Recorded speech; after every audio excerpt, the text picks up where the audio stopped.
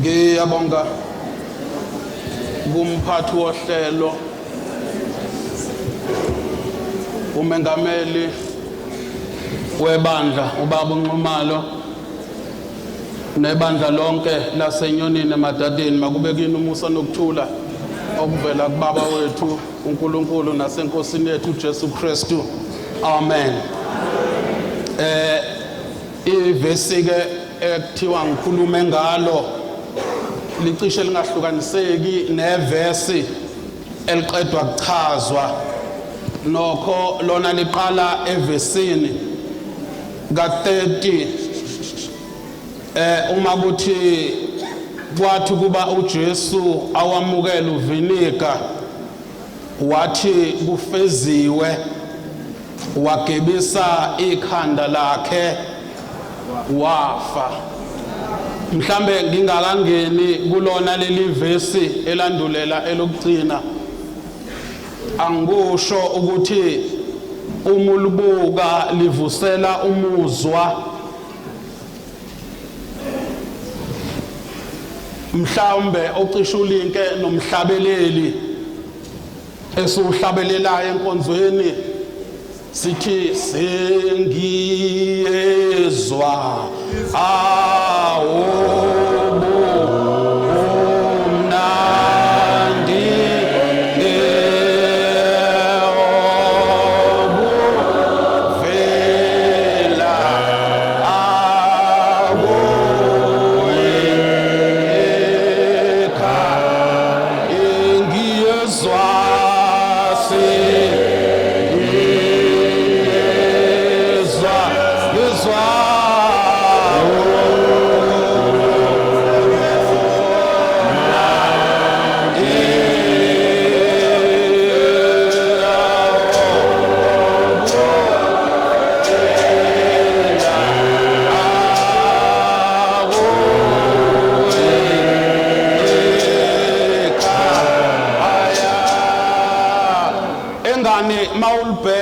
mphathi wohlelo ngithe landulela izwi lokugcina liphetha ngokuthi wafa.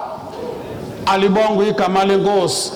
Iyahlupha ke bamtsele into ethi kufanele ngixoxe ngesiphetho sendaba kodwa isiqalo sendaba ngisiyeke ngoba kufika la bazalwane la ethi khona kufeziwe amanye amahumusho athi kuphelile mhlambe elesingisi lingaze lithi it's accomplished okungukuthi ubheka uGenesis chapter 3 verse 15 uNkulunkulu ekhipha isinqumo kubantu abawu3 ababehlala ensimini yase-Eden. Ukhipha isinqumo senyoka isigwebo uyayiqosha uletha isigwebo ku-Eva uyamxosha uletha isigwebo ku-Adam uyamxosha kodwa sikhumbule ukuthi ngumzali lo ithi ingane noma yomile uyishaya kodwa uyishaya kube buhlungu kuwena enhlizweni ngoba igazi lakho. Manje uNkulunkulu uthe baxosha azababekele ingilosi enenkemba. Ngicela uyi-underline inkemba ngoba uthe uPawulu mayibhalela ibandla lase-Efesu athi nize namukele nenkemba eyizwi. Manje uthi uma ebaxosha laba bantu ingilosi uzinikeza inkemba okungukuthi usabadinga ukuthi batholizwe ukuze babuyele kuwe ngoba wayengeke abadale qede ababulale noma abalahle kanjalo ongathi bama-outcast. Alibonge igama lenkosi. Yabona uma uzokwakha indlu obaba umlife abakhayo udweba iplan.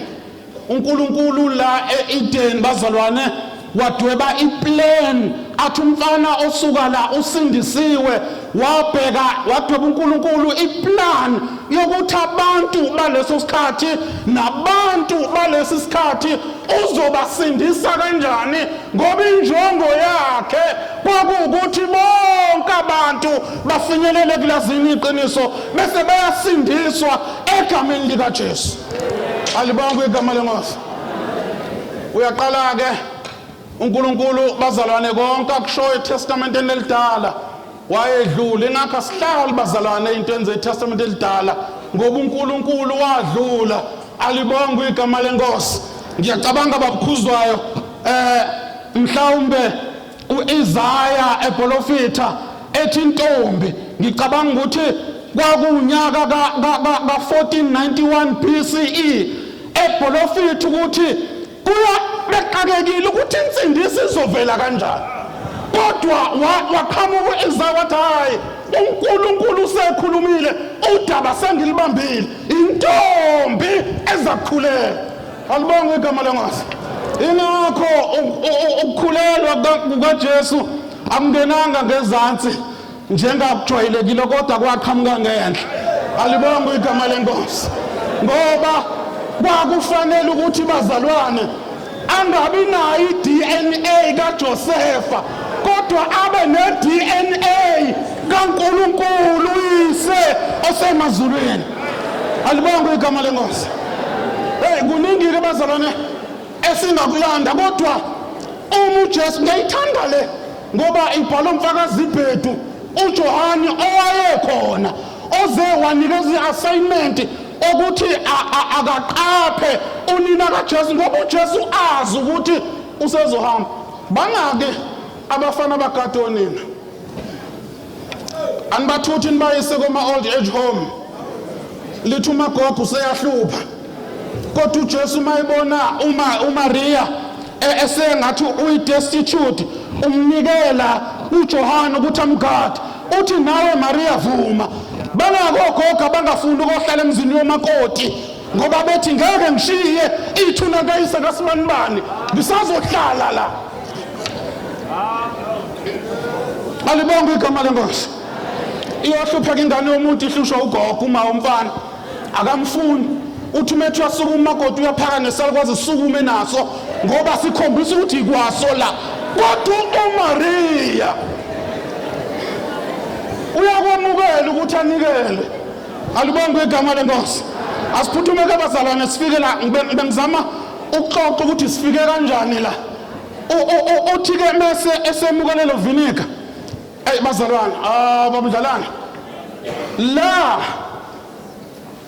kunesitsha esinamanzi noma novinegar cheap.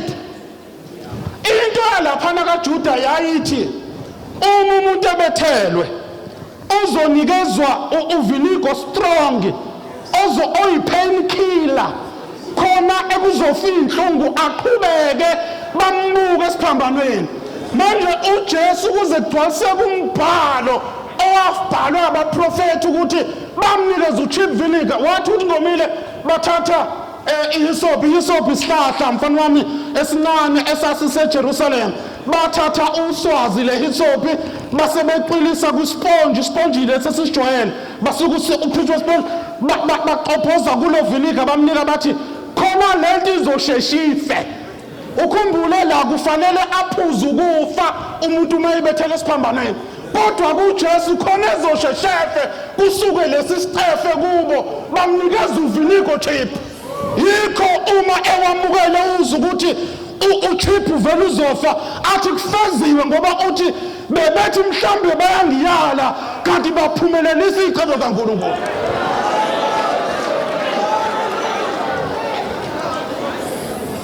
Bangaka abantu abakusukumisa bakuhlalisa enkonzweni bakukhiphe bangenise bakuthathe bakuzundise phansi bakwenza unodoli bekubuka ngathi awulutho.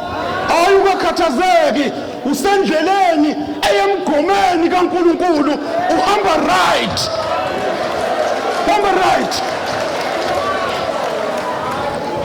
Noma sebethi osibanimani bacabanga ukuthi bangcono ngithi ke mina mangidlula ngikhuluma nobhala ngithi umuntu ocomplainayo usuke eyisahluleki.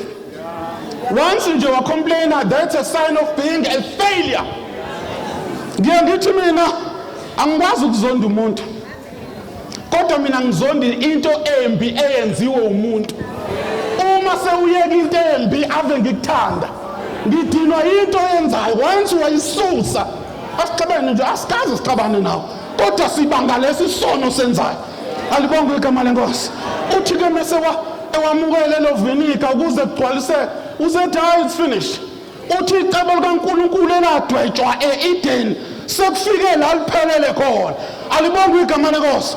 Uma ethi omunye umbhali babulumenyana ninayisusi ikhonkwane ezindala. Afika athi uJesu angizange ukuzochitha. Hayi bazalwane. Sesiyohlala ke kulelo verse cha in a way wayeyichitha ngoba lento eyikhuluma ngayo yayingaphelele. Uthi uJesu ngizoletha ukuphelela kwembhalo yabaprofeti ngoba yona iyodwa ayiphelele. Number 1 yayingegazi engelona likaJesu. Uthi kumbhalo ongaziwa amaHebheru ngoba kuye aqinisekisa ukuthi uPawulo wabhala akaziwa umbhalo wencwadi yamaHebheru.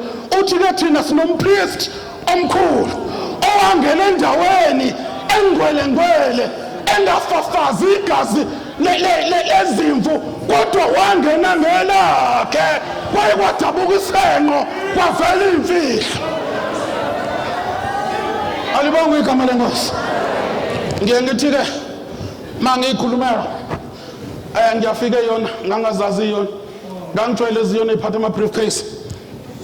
Uthola ukuthi lo baba akaphathelwa umkakhe ibriefcase akaphathelwa ingane yakhe uphathelwa umakoti nje wakomunye umuzi and that caused a problem ukuthi umakoti wakomunye umuzi ufunani kwibriefcase yomfundisi.